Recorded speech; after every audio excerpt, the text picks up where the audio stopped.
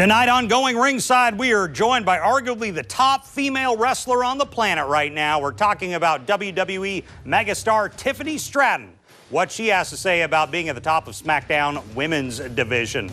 Plus, AEW star announcer Taz joins us to discuss the AEW homecoming next week in Jacksonville. AEW, Jacksonville is our home. I mean, it's that simple. I mean, and for those of us that are not from Jacksonville or the state of Florida that work for AEW, no matter if you're a wrestler or an announcer or a production person or a referee, it is looked at behind the scenes as our home. I promise you that. So yes, we're very excited to come back. His favorite part of being back in the River City, that and more on this episode of Going Ringside. Influencing pop culture, politics, and everything in between. Taking you ringside as we discuss the crazy world that is professional wrestling. This is Going Ringside. Hello there. Welcome to the show. I'm Scott Johnson. So glad you could be with us. Last week, as I told you, we bring you the biggest stars the planet Earth has to offer. We're doing it again tonight. Tiffany Stratton is here, the top woman in the world with WWE. I just sat down with her in a little bit. As you see, Taz will be on. We even have TNA star Victoria Crawford coming up later. But we're kicking off the show tonight with Tiffany Stratton. She is on the top. We're talking WrestleMania in Vegas. We're talking her career. Here's Tiffany Stratton.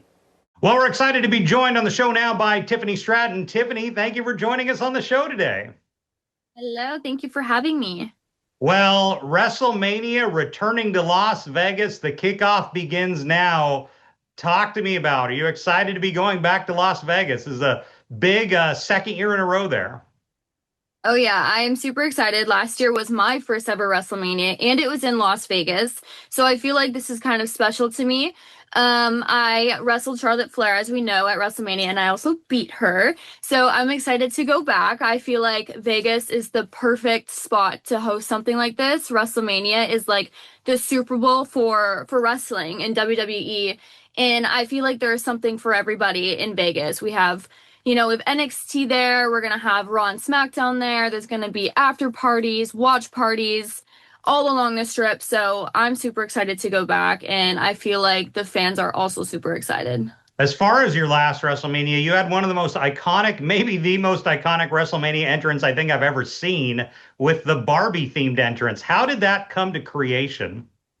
So back in NXT, I had actually pitched this idea to come out of like a Barbie box. However, I think with, like trademarking and stuff like that, it wasn't going to really work out. And then I believe Mattel reached out and they offered this idea to have like the long screens and have me like dance on it. And it was like a dream come true for me because I had been wanting to do something like this since NXT. So to have it debut at WrestleMania, my first WrestleMania, was just such an amazing opportunity, and I wouldn't have been able to do it without Triple H and Mattel. So I'm really blessed to be able to have that in my career. Now, I want to ask how you're doing physically. There's been rumor mill going around about injury. You had a hard landing on SmackDown a few weeks ago. How are you doing physically right now? Physically, I'm okay. Obviously, on that moonsault, it was a little bit of a rough landing. However, I was fine. I think it was just more like precautionary and kind of just monitoring and seeing if anything was like bad about the fall. But for the most part, like, I'm doing good. I'm great. Women's champion. Did you think this would come this early in your career? What it has been like? Yes and no. I think winning the briefcase was like a big, like I could become champion. I could fail and not become champion, but I think in the back of my head, like I always knew that I was gonna become champion one day. I just didn't think it would be this early on in my main roster career. But I'm super blessed. I'm super happy. We're learning as we go. I feel like I've grown so much during this title reign, and I feel like the fans have seen it.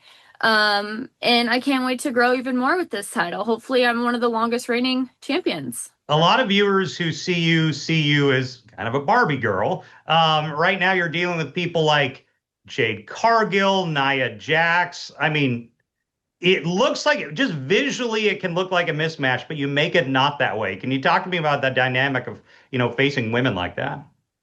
I think I've been getting that my whole career. I think people look at me and they have these preconceived judgments of me and that, oh, she's just a pretty face. She's not a hard hitter. She's not good in the ring. But I think every time that bell rings, I prove everybody wrong. And I think for some reason, like I have to prove people every time I have a match.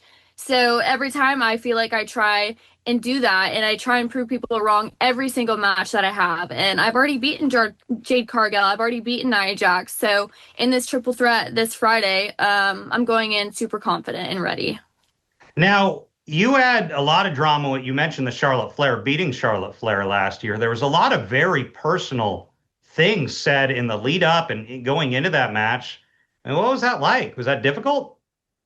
The WrestleMania build, it was quite interesting, but I couldn't even believe that I was going to be at WrestleMania, let alone walking in as the WWE Women's Champion. So I was just trying to take every moment and be in the moment and enjoy the process. So I'm really happy with how my WrestleMania performance was. And before we wrap, we're talking about Vegas this year, but there's been a huge announcement for the first time. WrestleMania a year after will go to Saudi Arabia. This is a massive thing for the company. What are your thoughts on taking WrestleMania to the Middle East? I mean, we've done shows, but WrestleMania itself. I'm excited. The last time we were there, I believe we went on like this little safari adventure, and I hope we get to do that again because that was super fun. But I think Bianca mentioned like women are making history over there, and I can't wait to be a part of that myself. So I'm super excited and I can't wait. Well, Tiffany Stratton, good luck in your upcoming matches and your continuing title defenses. Thank you so much for joining us on the show today. Thank you so much for having me. And we were happy to sit down with the greatest in the world right now, Tiffany Stratton. I was very excited when we were able to line up that interview. And now I want to talk about what's next. Coming up after the break, one of the greatest wrestlers turns announcers ever, Taz, is here discussing the big AEW homecoming in Jacksonville next week. Daly's Place was our home. I mean, we were just running shows there constantly that were airing on worldwide TV, and it just became just our town. Taz discusses the big show October 7th and 8th and how Jacksonville became AEW's home during the pandemic.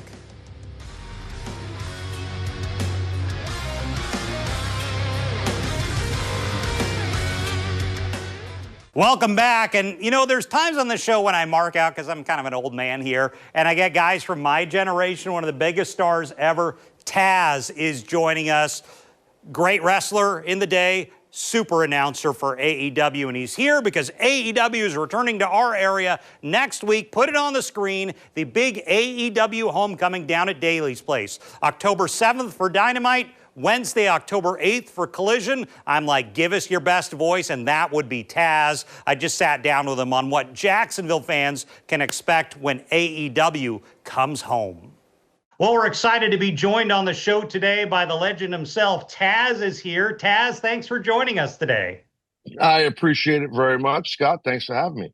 Well, you guys have a lot going on, and I want to start with the big show, the homecoming in Jacksonville, October 7th and 8th. This is a big show for you guys. Title Tuesday, Dynamite on Tuesday, we will record, and then, of course, Collision on Wednesday. A big show for people down here. Absolutely, and I'm sure you know this, Scott, and a lot of people watching this probably know that AEW, Jacksonville is our home. I mean, it's that simple. I mean, and for those of us that are not from Jacksonville or the state of Florida that work for AEW, no matter if you're a wrestler or an announcer or a production person or a referee, it is looked at behind the scenes as our home. I promise you that. So yes, we're very excited to come back to Duval County and get going. I do want to ask a little about that, the home, because many of our viewers, if they're newer AEW followers, maybe haven't been watching it for years. During the pandemic, this literally was home every single week. Like, you kind of were forced to, it was Daly's Place every week on TNT. Well, that's a great point, Scott, and it's the truth. I mean, we were, most people during the pandemic, as you know, were not flying on airplanes. planes, and most of us that don't live in Florida working for AEW, we were on planes. We were coming down there and being safe and smart about it. And Daly's Place was our home. I mean, we were just running shows there constantly that were airing on worldwide TV, and it just became just our town, and obviously, even with the Khan family owning the Jaguars and all that, that's a huge deal, obviously, but from a wrestling end of it, from an AEW end of it, I mean, it really is home. And I think, to your point, like during the pandemic, that really brought a lot of us a lot closer because we were kind of all, and I mean this nicely, we were all kind of trapped right there in Jacksonville, you know what I mean? Like at Daly's Place. But it was a great bonding time for those rough times of the pandemic. I got to ask about a thing revolving around commentary, which of course you're part of. Bryan Danielson, talk of him coming to the AEW commentary booth. Your thoughts on that? I think it's cool. I mean, I like Bryan. I respect Bryan. I get along great with him. He's got great insight. Some people say, well, wait a minute. Well, Taz is an analyst, so now we have another analyst in Bryan Danielson. That's true, and it's okay to have two analysts. I mean, it happens in mainstream sports all the time. I'm a big Mets fan, New York Mets fan. So, the announce booth for the Mets is a three-man booth forever. A guy named Gary Cohen is the play-by-play guy, and Ron Darling and Keith Hernandez, two former great players, are both the analysts. It's okay to have two analysts because we have different perspectives on what you're seeing, the physicality go down in the ring. So I'm happy that Danielson's part of the announce team with us, with Excalibur and myself, and I think it's cool. And so we just got to build some chemistry together. You understand this in broadcasting, it takes some time to get a little, as a unit, especially a three-person booth can get a little tougher. So we just need a little time to kind of get our sea legs as a unit under us a little bit, and we will. It'll take a couple of weeks. Your thoughts on the Max deal? For so long, forever, wrestling has been a television product. You guys are TNT and TBS, and that's where you were. Max has just opened up a whole new world to you. Is the Max deal been exciting for AEW? Because I'm a streaming guy. I don't even really watch regular television, but when I'm on Max, I'm seeing AEW everywhere. Well, it's awesome with the promotion that Max is giving us, obviously. But I'm sorry if you hear some noise. I have some work being done here at my house, so there's. That's I don't know fine. if you hear that, but I apologize. But anyway, the thing is, with the Max situation, it's awesome. Like you, I don't, unless I'm watching like the NFL or Major League Baseball, I'm not really watching regular TV. And as you know, a lot of people today watch programming different than they did years ago. Hence the streaming. I think that's where Max is awesome for AEW. And yes, people behind the scenes, once that was announced, are pumped. They're really pumped up about it because it just brings in new viewers, fresh eyes, new fans that maybe have never seen pro wrestling or seen AEW, so it's cool. And I think that opens up our reach. So yeah, kudos to Max and AEW getting it done. And I want to wrap it up with the man on top and just get your thoughts on Tony Khan. We obviously in Jacksonville deal with the Khan family a lot, him and his dad Shad, because they own the Jaguars. Tony's got a lot on his plate. He's managing a company. He's managing media deals. He's managing just, how to bring a company from nothing to this major global phenomenon. How's he handling just what seems to me, just looking on the outside in, like an impossible task? Listen, Tony just tackles things, man. Like Tony Khan, I have never seen a human, and I'm not saying it because he's my boss, but I have never seen a human that can basically multitask like this guy does. Like, really quick story. Speaking of Jacksonville and Daly's Place, this was again maybe a little bit towards the back end of the pandemic. We had a production meeting before the show at Daly's Place, and we went in Tony's office, and there was a bunch of people in there, like there always is, from coaches, wrestling coaches, to wrestlers, to a couple of referees, and it's right before the show, so there's a lot going on. It's kind of like the heartbeat of the company is in his office right before we put the show on. Tony had an iPad with a Fulham, the Fulham game, he has the Premier League soccer team, Fulham. He had that game on. He had a conference call going with the NFL owners, like FaceTiming, while he's doing a production meeting with us. And it was flawless. Like, he just was like, he was locked into all three divisions of his world, you know, Fulham, the Jags, and AEW. I watched it for about 15 minutes, and I'm like, this guy's a beast. So, yeah, to answer your question in long-winded form, he's handling it with no problem. This is what he does. This guy don't sleep. This guy, like, eats when he can. He takes care of himself, but he is hustling, man. He you know, for the success and wealth of his family and how he grew up, his work ethic is insane. And that comes from his dad, you know, and his mom, you know, because he's got a very close bond with his family, his parents, and you could see where that work ethic is coming from and those values are coming from, no matter if you're wealthy or not wealthy. And Tony is a workaholic. I'm telling you, dude, like there are people that'll text him 1 o'clock, 2 o'clock in the morning, wrestlers with creative ideas or something like that, or one of the vice presidents, I'm talking about with wrestling, and he'll respond like he's working. He's just working. He's always on a plane. He's always working. That's Tony, nonstop. Well, Taz, it has been an absolute pleasure. Thank you so much for joining us on the show today. I appreciate it very much, Scott. Have a good day, and thank you to everyone in Jacksonville for always embracing AEW. We absolutely do. They are our hometown promotion. We are going to do so much more as this show unfolds with literally our next door neighbors, AEW headquarters. If I look outside of our TV studios, I see AEW's HQ, which is also the Jaguars Stadium, if you didn't know. So I was so excited to talk to Taz. Taz has become part of their iconic broadcasting trio, I guess you could say. Taz has just been amazing with what he's accomplished since leaving wrestling. Now I want to move on. After the break, one more major guest, Northeast Florida's own Victoria Crawford, who you may remember as Alicia Fox in WWE, is here to discuss her return to the Squared Circle.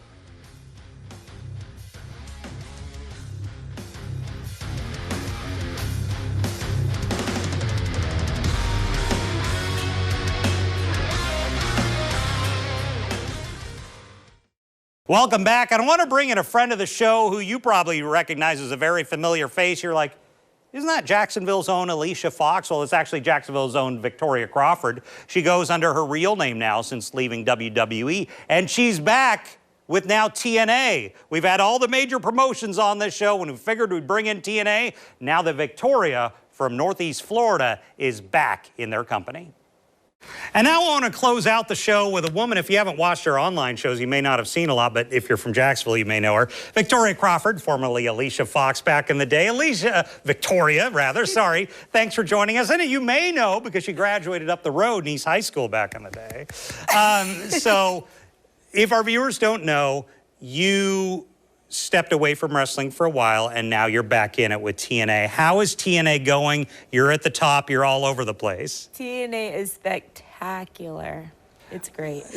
You've been you and a lot of Tessa Blanchard. Yes. I've seen a lot of the two of you kind of at the top of the card a lot. Oh, well, thank you. Yes, so that's my new tag team. We both haven't really wrestled tag team strong, so it'll be good. And we're going to have you on down the road. Victoria will be on the show a lot, but I want to ask for our Jacksonville viewers who haven't seen before. I want to hit on the Jacksonville side. So you are picked out of Nice High School by WWE, and just essentially as like 17, 18-year-old, your life just got shot out of a cannon. Yeah, correct. What was that like? Like you're finally back after like 20 years to a little more Jacksonville life. Yeah, and that's so important too. But yeah, that was like definitely being shot into the next dimension, no doubt. As like an 18-year-old kid, you didn't. Yeah, as a kid, totally. But then even now, returning is kind of like, I feel like a cannonball. So yeah, so now you're on the road again. You're in Los Angeles. I think I saw you were in Canada. You're all over the place. Yes, What's it like to just do so much traveling, but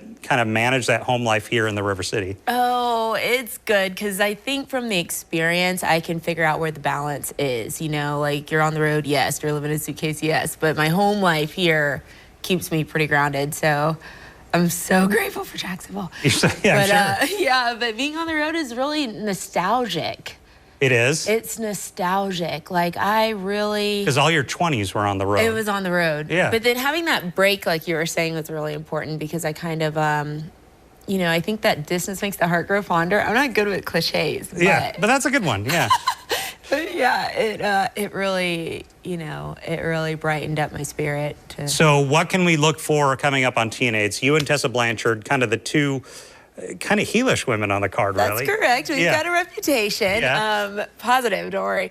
But yeah, so Tessa and I are tagging up. Our division at TNA is really strong. There's a lot of women, but it's nice that we're kind of collaborating with WWE now. Now, yeah, a lot of reviewers, you may watch WWE, kind of here at TNA, but this collaboration between WWE and TNA, that's been huge for TNA. It's been huge. I feel like we've been praying for this a long time. Like, we've been talking about how large wrestling really is, and it's nice to kind of cross, what would you call it? Cross promote? I guess. Yeah. We kind of do here with you guys and all that stuff. Well, Victoria, thank you. I wanted to catch up. So Victoria, if you don't know, will be on the show a lot down the road. We'll have her back, but I just wanted to catch her on early now that we're only on episode 2. So Victoria, thanks for catching up with us. Thank you, Scott. Congratulations. Thanks.